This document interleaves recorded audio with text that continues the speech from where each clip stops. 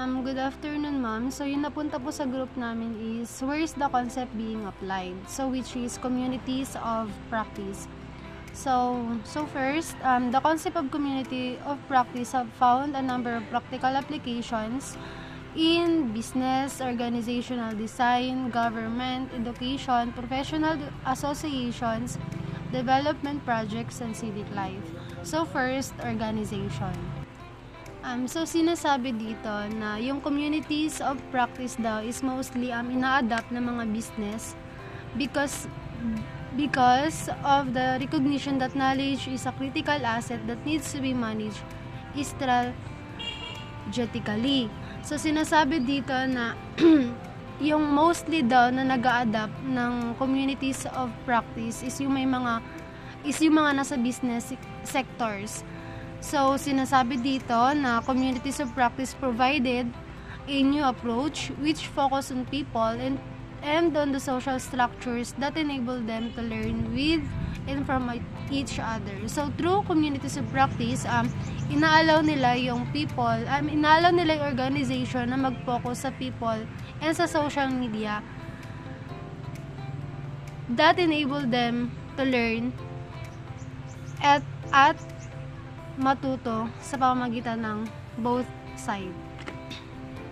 Pero daw ngayon, unti lang or bilang lang yung mga organization na merong communities of practice initiatives. So ngayon, there are several characteristics daw na nag-explain kung bakit tuloy-tuloy yung pagtaas ng interest sa communities of practice as a means of developing strategic capabilities and organizations. So first, sabi dito, communities of practice allow practitioners to take collective responsibility for managing their knowledge. They recognize that given the right structure, they are in the best position to do so. So, yung second naman, communities among practitioners create a direct link between learning and performance, as the same people participate in communities, in teams and business units. So, yung next part po is i-explain ng ibang kagrupo ko. So, next is practitioners can address the tacit and dynamic aspects of knowledge creation and sharing as well as the more explicit aspect. So in this, it is a function by which the concern is able to define the rules, positions, the jobs related, and the coordination between authority and responsibility.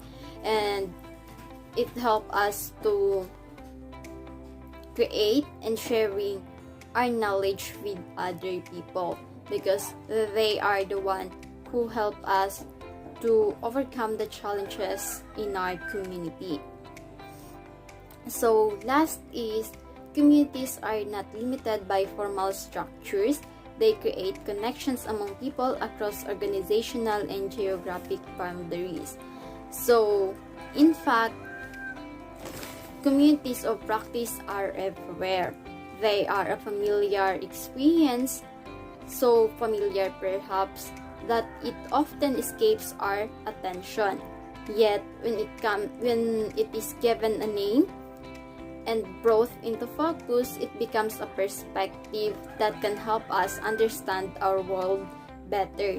In particular, it allows us to see past more obvious formal structures such as organizations, classrooms, or nations and perceive the structures defined by engagement and practice and the informal learning that comes with it. Because organization is the process of identifying and grouping the work to be performed, defining and delegating responsibility and authority, and establishing. So, how this challenge is going to affect these organizations remains to be seen. Organizational challenge can impact employees' retention and productivity, but there are ways to solve them and enhance the efficiency of our workplace.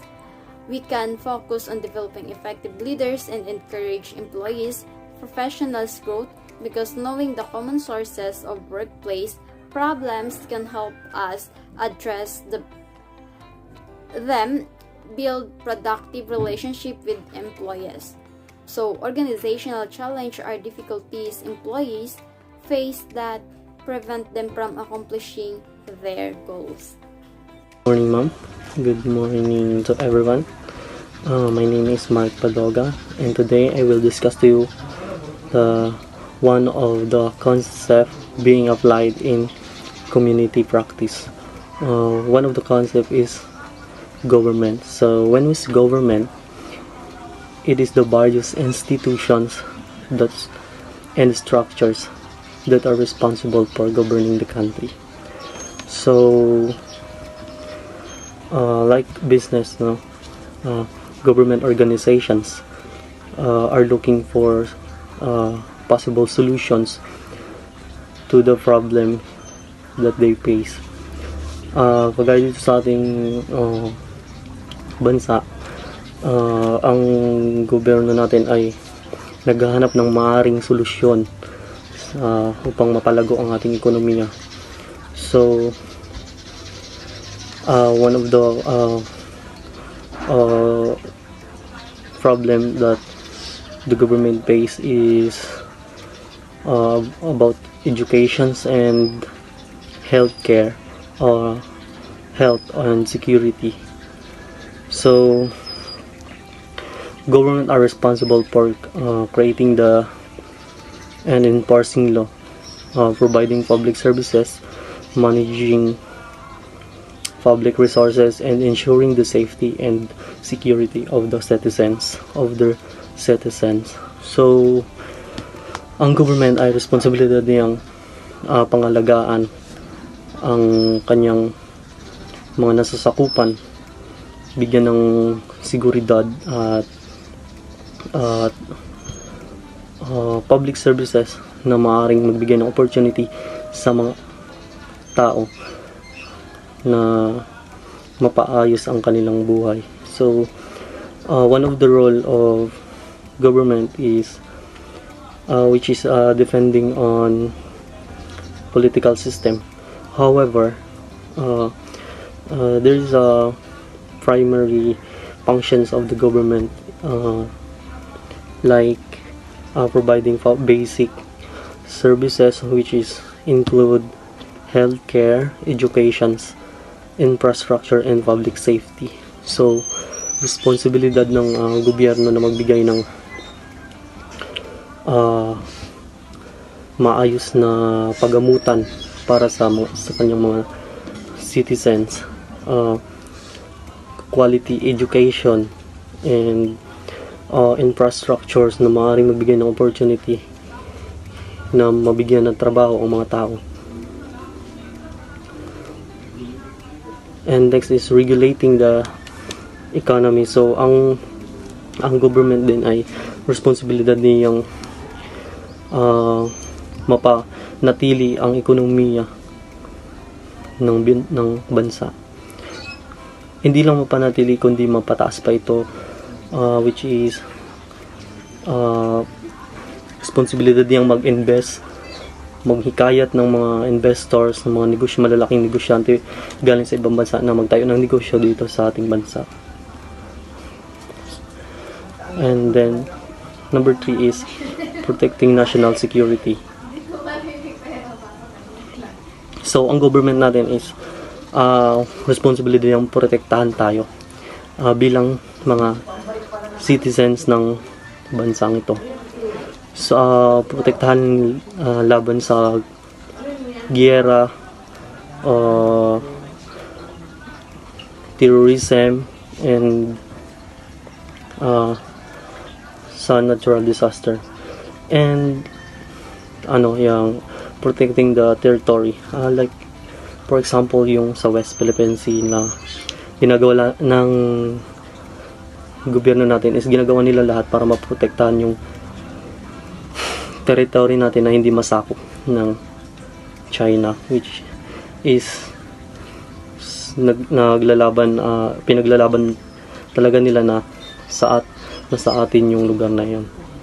So ayun nga. So number 4 is ensuring social welfare. So ang government ay responsible na rin niya ding mag-ensure o magbigay ng social welfare sa mga kanyang nasasakupan, like providing safety nets, like trabaho para mabawasan ang unemployment, and healthcare and housing assistance. And then next is providing rights and freedom. So ang government nagpapatupad ng mga batas, which is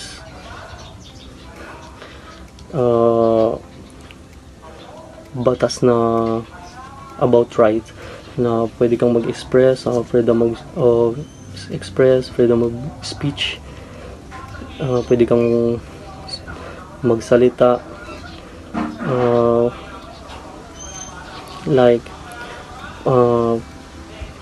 freedom na makapumili ng kung anong gusto mo, or freedom kung anong gusto mong religion, like sa religion, kung gusto mo magsimba dito, magsimba ka dito, walang pipigil. Then providing laws. Government then is responsible for regulating laws, pagpapatupad ng mga batas na dapat sinusunod ng mga tao. Hindi kagaya ng sa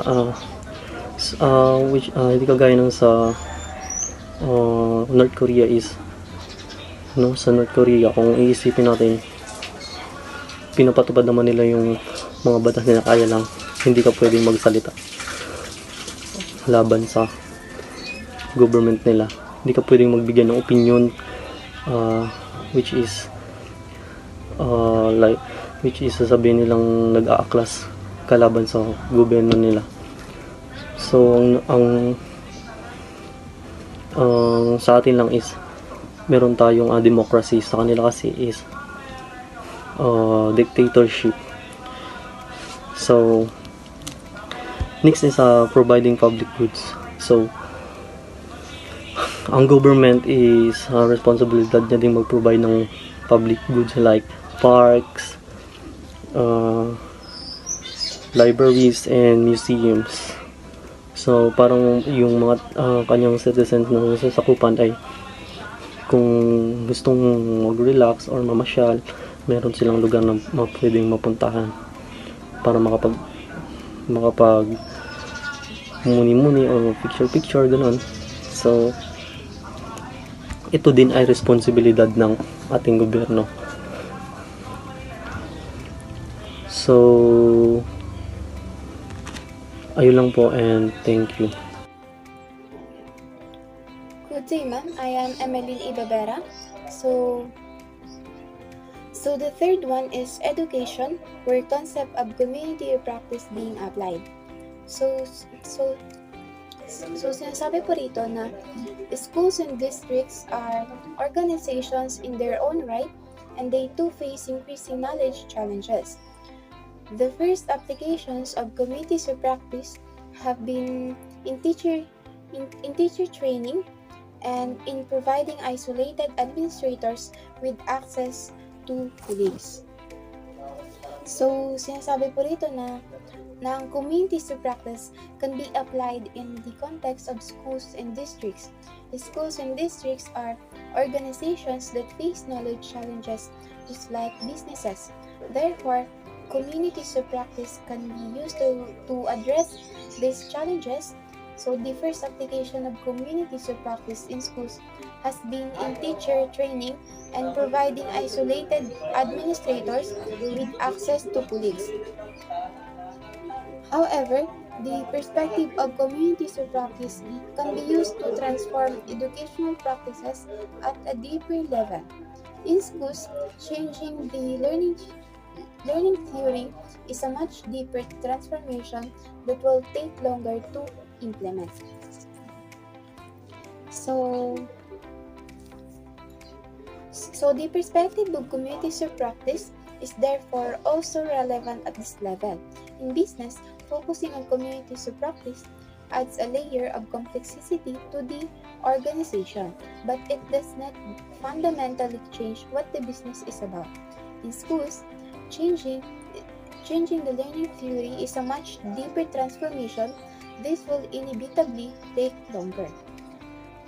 The perspective of communities or practice affects educational practices along three dimensions.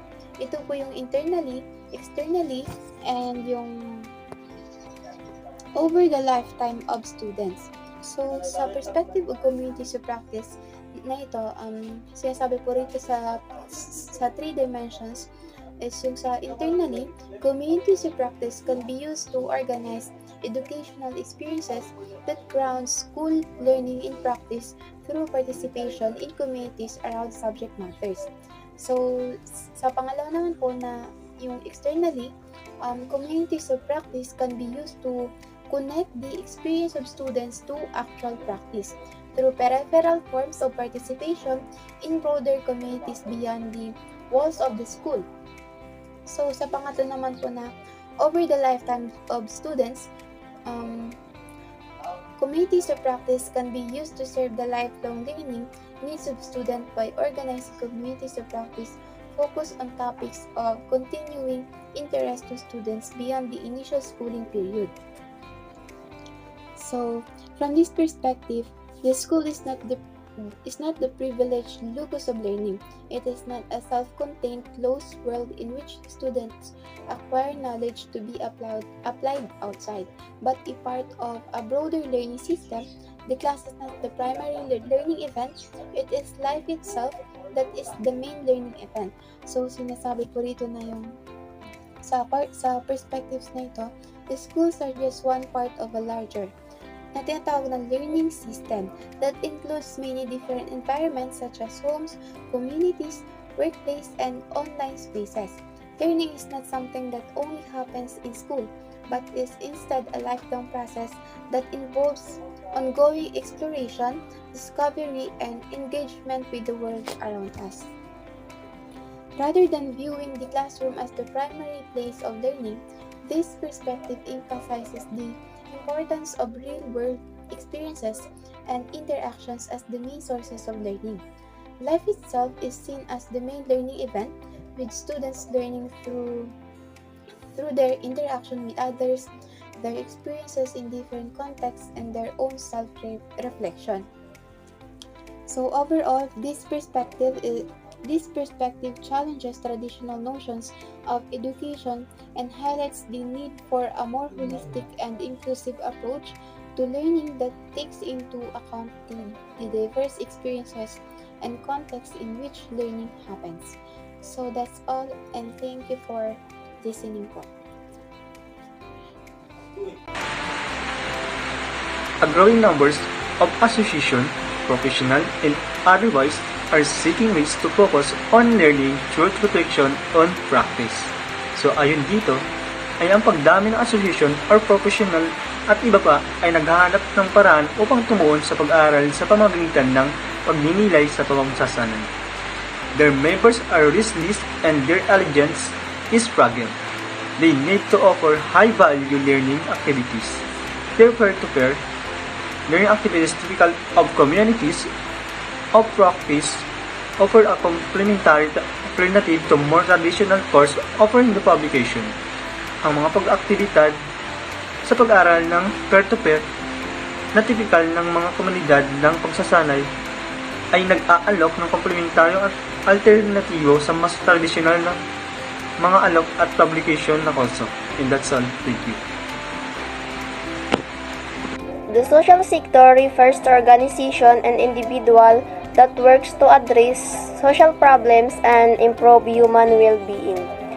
Often through non-profit or philanthropic effort, the sector encompasses a wide range of fields including education, healthcare, poverty alleviation, environmental sustainability, and more. One important aspect of the social sector is the building of communities among practitioners. This refers to the development of a network and relationship among professionals and organizations working in the sector. Practitioners may seek peer-to-peer connection and learning opportunities in order to share knowledge, collaborate on projects, and build a sense of solidarity and support within the field. Foundation and other funding institutions have recognized the importance of learning system in a non-profit world. Philanthropic efforts are increasingly focused on supporting learning and knowledge sharing among organizations in order to maximize the impact of funded projects. However, practitioners themselves are also seeking opportunities to connect with one another and share knowledge with or other institutional support.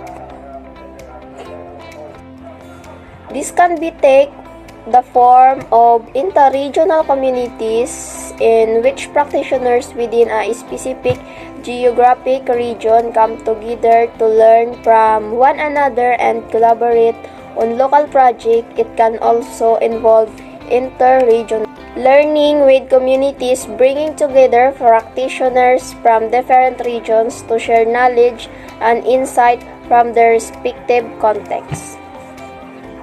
Overall, building communities among practitioners is an important aspect of the social sector, helping and foster collaboration, innovation, and learning in the pursuit of social impact. International development. There is increasing recognition that the challenge of developing nation is as much as knowledge as the financial challenge. A number of people believe that communities of practice approach can provide a new paradigm for development work. It emphasizes knowledge building among practitioners. Some development agencies now see their role as conveners of such communities rather than as providers of knowledge. Ang international development po ay pagkilala sa mga hamon na kinakaharap ng isang bansa. Tulad po nito yung about sa financial challenge na mostly po na kinakaharap ng isang bansa is about sa financial. As a social work po is naniniwala po tayo na ang community practice approach ay isang way upang bubuo ng new paradigm or idea or knowledge upang maging way upang matugunan yung pangangailangan ng isang society, ng isang community upang maging maunlad dito. Ang mga practitioner po ay hindi lang po nagbibigay ng kaalaman, bagkus sila rin po yung nagiging way upang ma-address yung needs ng isang individual sa isang community.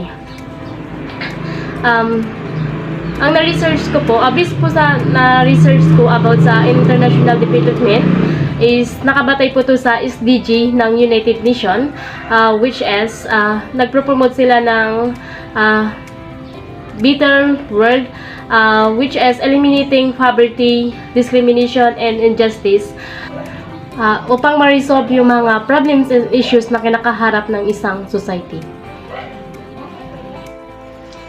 Good morning, Mom. Now I will going to report the web.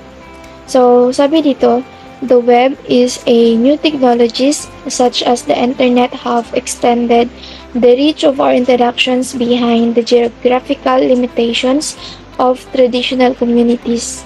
But the increase in flow of information does not obviate the need for community. In fact, it expands the possibilities for community and calls for new kinds of communities based on shared practice. So, the web or the internet has significantly impact the way communities function or interact. So, sabi dito, yung sinasabing web or the web is ito yung internet or yung technologies na meron tayo ngayon, di ba? So, yung mga technologies na ginagamit natin ngayon katulad na lang ng cellphone or laptop or anything na ginagamit natin to communicate So, malaki yung impact nito sa communities natin kung paano function yung community natin ngayon. So, ibang-iba na siya ibang-iba na yung community natin ngayon compared nung hindi pa nag-exist yung gadgets or yung technology sa panahon dati. Sa panahon kasi natin ngayon, yung internet, malaki na yung naitutulong nito sa atin sa kung paano tayo mamuhay sa panahon ngayon. Kasi mas napapadali nito yung mga gawain natin or especially in terms of communication. Kasi through internet, through gadget, through cell phones, or anything na nagagamit natin to communicate is mas napapadali nito na ma-communicate natin yung mga loved ones natin na malalayo sa atin. So, yun yung advantage ng internet. Sabi dito, the development of new technologies like the internet has allowed us to communicate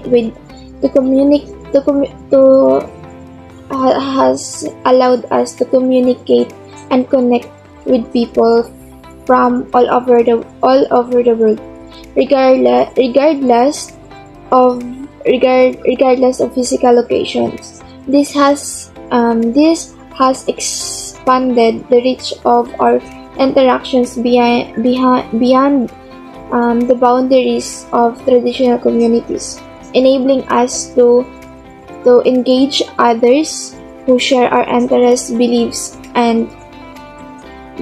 and practices. So while new technologies like internet have extended the reach of our interaction, they have not replaced the need for community. Rather, they have created new opportunities for communities to form based on shared practice, and these communities are an important part of our social and cultural landscape.